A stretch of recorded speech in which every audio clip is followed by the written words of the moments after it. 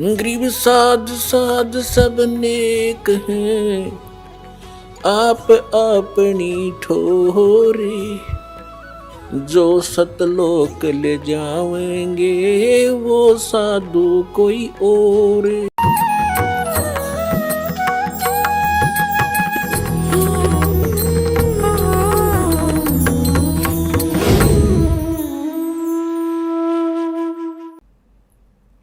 हमने पुणात्मा, जैसे आप जी ने सेब खरीदनी है, सेब, अब उस सेब को कैसे प्राप्त किया जाए? सबने पता सेब है, मार्केट में मिल रहा है, लेकिन जेब में पैसे नहीं है तो मार्केट में कैसे मिलेगी? अब ये भी ज्ञान हो गया कि सतलोक में सतपुरुष है और वहाँ पर सारा सुख है, तो वो वहाँ पहुँचेंगे कैसे? वो भक्ति धन चाहिए। जैसे हमने सेब खानी है, सेब के गुणों का ज्ञान हो गया, और वो कहाँ मिलती है? मार्केट में या मंडी में या कहीं बाजार में मिलेगी। तो कैसे मिलेगी? पैसे से मिलेगी। तो पैसे के लिए हमने क्या करना पड़ेगा? कोई मजदूरी कर या कोई और धंधा करे, फिर पैसे इकट्ठे कर और फिर सेब प्राप्त कर, वहां जाके मार्केट में जाते मिलेगी फिर तो। और जेब में पैसा नहीं है तो घूमे जा, वहां पर सेब भी रखा है, कोई ना दे तुझे उठा करके। तो ऐसे ही हमने सतलोक जाना है, तो हमारा उद्देश्य जो था, पूजा सेब की थी, सेब की पूजा थी, लेकिन मजदूरी कहीं और कर रहे थे। तो हमने पाना परमेश्वर कबीर देव, सतलोक पाना है, वो हमारी सेब है और मजदूरी ये है। अब ये मजदूरी बताई है ओम तत्सत मंत्र की, और जो प्रथम मंत्र आपको दिया जाता है ये इनकी पूजाएं नहीं है, ये भी मजदूरी है उस सेब को खाने, सेब को पाने की, परमेश्वर तक जाने की। यानी हमारे शरीर के अंदर इन भगवानों का जो है ना, अपना अपना महकमे के अनुसार इनका हमारे ऊपर ऋण है, और इन मंत्रों की मजदूरी करके हम इनका ऋण चुका देंगे। फिर ये हमने नो ड्यू सर्टिफिकेट दे देंगे, NOC, और जब इनसे NOC मिल जाएगी तब हम त्रिकुटी की तरफ जा सकते हैं, अन्यथा नहीं जा सकते, क्योंकि ये हमारा शरीर है। एक ब्रह्मांड जो है, एक ब्रह्मांड में जो भी व्यवस्था हो रही है उसी का ये एक इस शरीर में व्यवस्था है। जैसे टीवी में चैनल होते हैं, टेलीविजन में चैनल होते हैं, तो ऐसे हमारे शरीर में चैनल बने हैं। ये बैकबोन जो है, रीढ़ की हड्डी, बैकबोन, इसके अंदर की साइड में एक बिल्कुल साथ साथ चिपकी हुई आंतड़ियां सी बनी हुई है। नीचे जो यहाँ बैकबोन, ये रीढ़ की हड्डी समाप्त होती है नीचे गुदा के पास, तो इससे 2 उंगल ऊपर, इस रीढ़ की हड्डी जहाँ एंड होता है, इससे 2 उंगल ऊपर एक मूल कमल है, और मूल कमल में गणेश जी का अधिपत्य, उसका ऑफिस है, ये समझो। और उसकी ऑफिस का जो ऋण हमने उतारना है, उसकी मजदूरी अलग बता रखी है, मंत्र आपको दे रखे। उसके बाद उससे 2 उंगल ऊपर बैकबोन में, वहां पर सावित्री और ब्रह्मा जी का ऑफिस है, इसको स्वाद चक्र बोलते हैं। उससे ऊपर जो नाभि आपकी सुंडी है, नाभि, इसके बैक साइड में बैकबोन के साथ में ऐसी आंतड़ियां सी चिपकी हुई है, उसमें 8 पत्ती का कमल है, और जो ब्रह्मा जी का है वो 6 पत्तियों का कमल है, और गणेश जी का है वो 4 पत्तियों का कमल है। और फिर हम यहाँ हृदय कमल, हृदय ये हार्ट नहीं, हृदय का अर्थ मध्य भी होता है। तो हमारे जो रीढ़ की हड्डी है और यहाँ दोनों सतनों के बीच में ये स्थान है, ये मध्य है, इसके बैक में रीढ़ की हड्डी के अंदर की साइड में, वहाँ पर इस शिव और पार्वती का ऑफिस है। यानी वहाँ इनका कमल है और 12 पंखड़ी है, इसकी 12 पत्तियां हैं। और ये कंठ कमल, ये कंठ है, यहाँ नहीं, इसके बैक में रीढ़ की हड्डी के अंदर की तरफ, वहाँ इस दुर्गा जी का कमल है जिसमें 16 पंखड़ियां हैं। तो हम इनकी मजदूरी करेंगे, इनकी मजदूरी करके हम इनसे नो ड्यू सर्टिफिकेट लेंगे। जैसे कोई विदेश में गया है और वहाँ उसने कोई कारोबार कर रखा था, उसमें घाटा हो गया उसको, उसके ऊपर कर्जे हो गए, उसका जो है कर्जा हो गया, और उसने जैसे कनेक्शन ले रखा बिजली का, कनेक्शन ले रखा था टेलीफोन का, कनेक्शन ले रखा था वाटर सप्लाई का, और भी बहुत से, तो वो सभी सुविधाएं उसकी बंद होगी, क्योंकि वो निर्धन हो गया, उसके पास पैसा रहा नहीं, क्योंकि उसकी साधना ठीक नहीं थी, उसकी भक्ति, वो उसकी जो फैक्ट्री चली नहीं जिस किसी भी कारण से। तो अब वो सुविधाएं प्राप्त हो नहीं, ऋण उतरे नहीं, तो कोई बीच में ऐसा प्रभावशाली व्यक्ति आ जावे और वो कहे उन महकमे वालों को जाकर के, भाई मैं इसका गारंटर हूं, इसको सभी सुविधाएं दे दो, ये तुम्हारा ऋण देगा किस्तों में, तो दोबारा सुविधाएं दिलवा दी जाएं, तो फिर आपने मजदूरी तक करनी पड़ेगी और उसका ऋण भी उतारना होगा। ठीक इसीलिए इसी प्रकार इन भगवानों का ऋण हमारे ऊपर है, तो यहां से नीचे के प्रधान हैं, मुखिया हैं, इनका ऋण हमने देना पड़ेगा, और उस ऋण के उतारने के ये 5 मंत्र हैं। गुरु ग्रंथ साहिब में जो जिक्र है 5 मंत्रों का, वेदों में भी है, नाम स्पष्ट नहीं है उनमें, 5 मंत्र, 7 मंत्र, 3 मंत्र, उसमें भी ऐसा प्रमाण है। उसके लिए बता रखे हो तत्वदर्शी संत बता सकता है, और किसी को पता नहीं। तो ये 5 मंत्र हैं जो आपको प्रथम मंत्र में दिए जाते हैं, फर्स्ट एंड लास्ट छोड़ के। बीच बीच के जो 5 मंत्र ये है वो पंच मंत्र, और इनके जाप से आपको, जब ये आत्मा हृदय में रहती है, हृदय कमल में, और वहां से फिर ये नीचे को चलती है मूल कमल में, मूल कमल में जाएगा, तो वहां से फिर जब त्रिकुटी पर चलने का समय आएगा, जब प्राण हमारे पूरे हो जाएंगे, यानी शरीर अंत होगा, फिर ये आत्मा सबसे पहले मूल कमल में जाएगी, और वहां इसका नो ड्यू सर्टिफिकेट तैयार पाओगा, क्योंकि इसने उसका कर्जा उतार रखा है भक्ति साधना मजदूरी करके। फिर ये पहुंचेगा दूसरे स्वाद चक्र में। पुण्यात्माओं, ये आध्यात्मिक ज्ञान है, और आप पहली, दूसरी, तीसरी, चौथी कक्षा के बच्चे हो, किसी ने 2 वर्ष हो गए, किसी ने 3 वर्ष, कोई 4 वर्ष, कोई 5 वर्ष, कोई 6 वर्ष। इस आध्यात्मिक ज्ञान को समझने में बहुत समय लगेगा, तो धीरे धीरे, क्योंकि एक दिन में तो नहीं समझ पाते, धीरे धीरे समय समय पर ये सब सत्संग के माध्यम से प्रवचन किए जाते हैं, और सत्संग के अंदर एक विशेष ध्यान रखा जाता है कि प्रथम कक्षा के बच्चे भी होते हैं जो पहली बार आए हैं, तो सभी प्रकार के डोज देनी पड़ती है, ताकि सभी को सहारा मिले, विश्वास दृढ़ हो, भगवान में रुचि बने आपकी। तो पुण्यात्माओं, इस काल ने हमारी सारी व्यवस्था ऐसी बना रखी है, निरे पाप हों, तो इस प्रकार हम संतानों उत्पत्ति करते हैं, वो ब्रह्मा जी के ही विभाग में आती है, तो उसके अंदर हम बहुत वेस्ट करते हैं, अपना शक्ति को बहुत वेस्ट होती है, तो वो कर्जा और ऋण बन जाता हमारे ऊपर।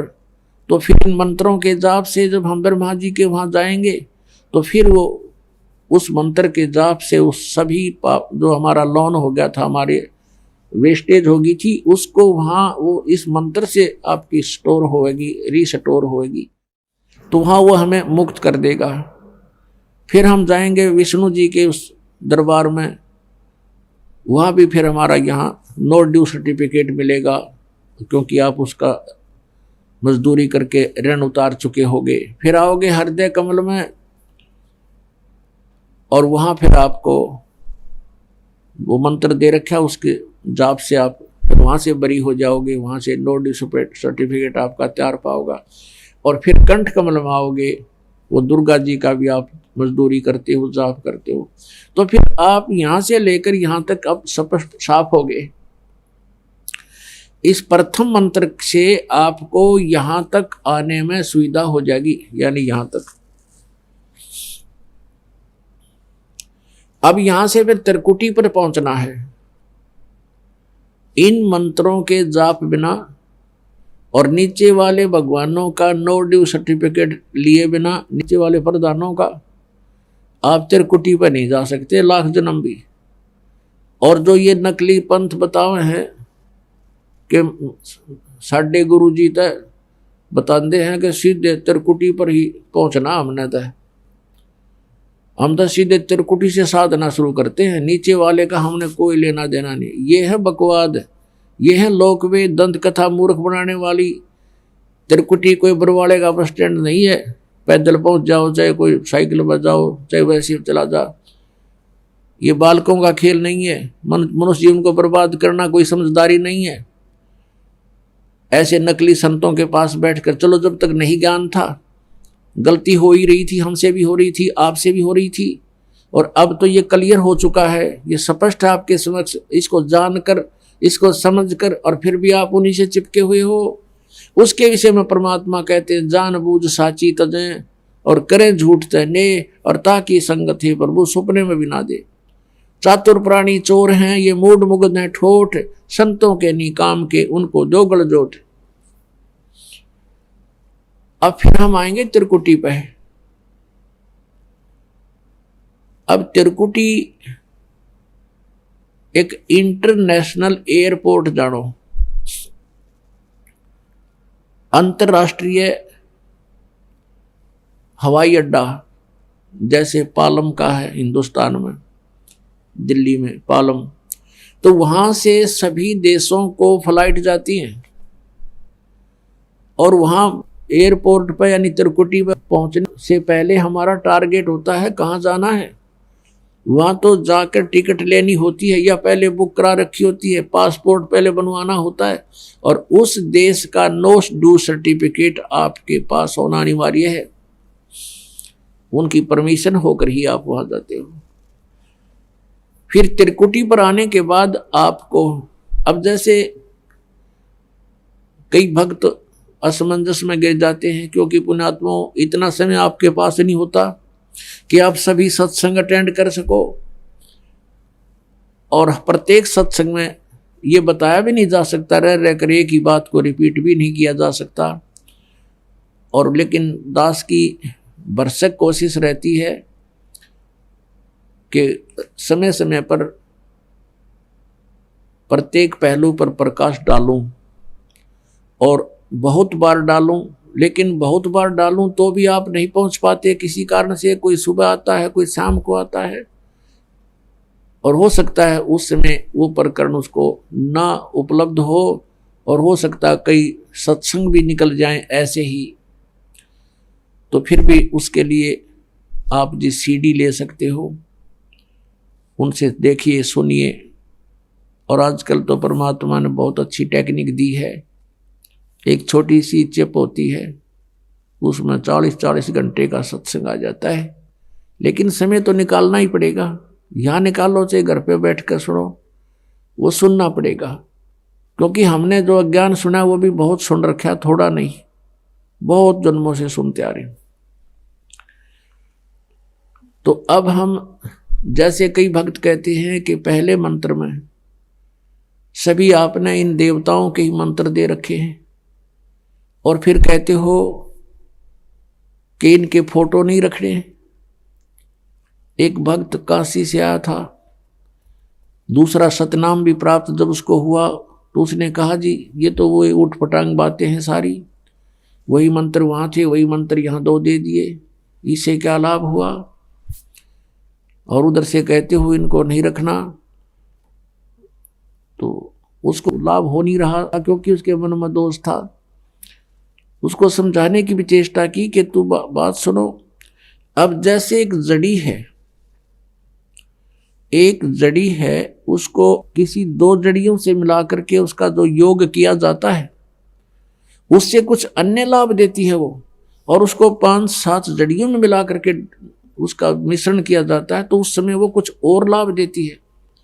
रही बात फोटो रखने की, जैसे आप एक पति भर्ता स्त्री होती है, वो अपने पर्स में केवल अपने पति का ही फोटो रख सकती है, दूसरे का नहीं। बाकी अनादरणीय नहीं है, अन्य भी हैं, सबको प्रणाम करें। अगर कहीं फोटो लगे हैं तो दूसरी बात, वो फोटो दूसरी बात है, लेकिन जहां पूजा स्थल हो वहां पर आप अपने मालिक के अतिरिक्त अगर किसी का फोटो रखते हो तो आपके हृदय में पतिव्रता तो नहीं है, वो नहीं है आपके अंदर, तो वो पतिव्रतापन नहीं होने से भगवान रुष्ट होगा। तो इसलिए हमने अपने पूजा स्थल पर केवल अपने ही उस पति का, यानी कबीर जी का, परमेश्वर का, मालिक का फोटो ही रखना है। बाकी रही बात के जैसे वो आपको बताई दिया कि जब उन्हीं मंत्रों को, उसी जड़ी को हम कई जड़ियों मिलाकर उसका प्रयोग करते हैं तो उसका कुछ अन्य लाभ होता है, और दो को मिलाकर करते हैं तो उसका कुछ अन्य लाभ होता है। तो ऐसे इनको समझो, क्योंकि जैसे पुण्यात्मा भोजन आटा वही है, गेहूं वही है, और उनको अलग अलग से बनाकर प्रयोग करते हैं तो कुछ आइटम अलग बन जाते हैं, टेस्ट भी अलग होता है। जैसे घी और रोटी वैसे खा लें, उसमें बूरा डाल लें, हलवा बनावे तो और न्यारा ही टेस्ट बन जाता है। तो ऐसे ही बात है इस गुण की, कि जैसे कोई औषधि है, यही समझो इसका उदाहरण, ये बहुत ही फिट है। अब क्या होता है, जैसे हम त्रिकुटी पर आ जाते हैं तो त्रिकुटी तक तो ये जो लाभ हमें प्रथम मंत्र का था, ये यहां तक ले आया आपको। अब त्रिकुटी पर पहुंचेंगे, त्रिकुटी यहां नहीं है, यहां तो बताई जाती है कि इसके बिल्कुल बैक में, इन दोनों भावों के बीच में, यहां बैक में, यहां एक बनी हुई है नाड़ी सी है। तो वहां त्रिकुटी पर जाने के बाद वहां आपका अकाउंट होगा सतनाम का। अब सतनाम क्या है? 2 अक्षर का। जैसे गुरु ग्रंथ साहिब में लिखा है कि 2 अक्षर का भेद बतावे सो गुरु पूरा कहावे। वो 2 अक्षर कौन से हैं? एक तो ओम है, एक ये तत् है। ओम तत् सत में जो 3 मंत्र हैं, ये ओम और तत् वो सांकेतिक है, ये दोनों मिलकर सतनाम बन जाता है। इनके सेवन की विधि भी भिन्न भिन्न है। तो जो ओम नाम है सतनाम के अंदर, इसको हम त्रिकुटी पर देंगे। ये ब्रह्म का जाप है। हम क्या करते रहे अभी तक? ओम नाम का जाप करते थे ऋषि महर्षि पहले, और कोई जाप नहीं करते थे, वो केवल ब्रह्म साधना करते थे। अब उनको कंप्लीट ज्ञान तो था नहीं, जैसा काल ने उनको वर्मित किया, तो ओम नाम के जाप से वो ब्रह्मलोक में चले जाते थे। ब्रह्मलोक में हजारों युगों तक वो वहां उन पुण्यों, ओम नाम के कमाई के, भक्ति के आधार से, धन के आधार से वह हजारों युगों तक स्वर्ग में मौज मस्ती करते थे। उन स्वर्ग में क्या है, जो यहाँ पृथ्वी पर बकवाद उपलब्ध नहीं है, वो बकवाद वहां पर है। नाचना गाना, सुंदर औरतें, हर तरह की बकवाद, हर तरह की वहाँ फुहारे चलते हैं, कहीं पर आतिशबाजी। जैसे एक मेले में चला जा, या किसी रेस्टोरेंट में आदमी अपनी ही पैसे से, अपनी पूंजी से वहाँ मौज कर रहा है, तो करता रहो। एक दिन वो पूंजी समाप्त होगी, उसके बाद फिर उसको वापस भेज दिया जाएगा वहाँ से, उसको जेब खाली हो लेगी, तब वो भागेगा वहाँ से। तो हम अभी तक अपनी जेब वहां कटवाते रहे स्वर्ग में जाकर, ओम नाम के जापते हैं महास्वर्ग में। महास्वर्ग कहो, ब्रह्मलोक कहो, और हमारे पाप न्यो के न्यो रह जाते हैं। उन पापों के लिए फिर नरक भी जाना पड़ता, और उसके बाद फिर 84 लाख योनियों में, पशु पक्षियों की भी योनियों में भोग जाना पड़ता। तो हम क्या करते रहे? ओम नाम के जाप को, उसके भक्ति धन को स्वर्ग में, महास्वर्ग में, ब्रह्मलोक में नष्ट करते रहे, और काल के जाल में फिर मृत्यु और जन्म में फिर से आ जाते हैं। अब हम क्या करेंगे, जैसे गीता जी अध्याय नंबर 18 के श्लोक नंबर 62 में कहा कि अर्जुन तू सर्वभाव से उस परमेश्वर की शरण में जा, उसकी कृपा से ही तू परम शांति को और सनातन परम धाम को प्राप्त होगा। फिर गीता जी अध्याय नंबर 18 के श्लोक नंबर 63 में कहा कि अर्जुन ये गीता जी का गुप्त से गुप्त ज्ञान मैंने तेरे को बता दिया, अब जैसे तेरी इच्छा ऐसे कर ले। मेरी शरण में रहना है तो उठा लठ, हथियार उठा युद्ध कर, यह शांति नहीं हो सकती। और मेरी साधना करेगा तो ब्रह्मलोक प्राप्त होगा। और 8वें अध्याय के 13वें श्लोक में बता दिया मेरा मंत्र ओम है, नथिंग एल्स, और कोई मंत्र नहीं जाप करने का। और जन्म मृत्यु तेरी भी रहेगी मेरी भी रहेगी, शांति नहीं हो सकती। और यदि तूने परम शांति चाहिए, सनातन परम धाम जाने के बाद फिर लौट कर वापस नहीं आते, वो स्थान चाहिए, तो उसकी साधना तत्वदर्शी संत बताएंगे। 4 अध्याय के 34वें श्लोक में गीता जी में कहा है, उनको खोज ले, मैं नहीं जानता उसके विषय में। अब 18वें अध्याय के 63वें श्लोक में स्पष्ट कर दिया उसने, गीता ज्ञानदाता ने, कि ईब यु गुप्त से गुप्त ज्ञान दे दिया तेरे थे, जैसे तुझे ठीक लगे वो फैसला कर ले, सोच ले। मेरी शरण में रहना है तो जन्म मृत्यु भी रहेगी, शांति नहीं। मैं पूरा विश्वास दिलाता हूं कि मेरी शरण में रहेगा तो मुझे ही प्राप्त होगा। तो अंडरस्टूड, जहां साता बासा हुई, मन कर्म वचन सुमरियो सोई। फिर 18वें अध्याय के 64वें श्लोक में तुरंत कहा कि एक गुप्त से गुप्त भेद और बताता हूं। फिर सुन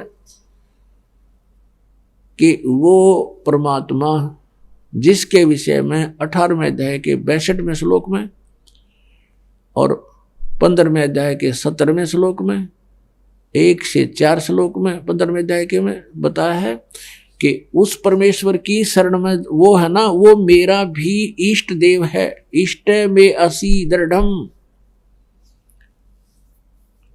तत्वक्षामि ते हितम, ये तेरे हित में बता रहा हूं कि वो मेरा पूज्य देव है, मैं भी उसकी भक्ति करता हूं।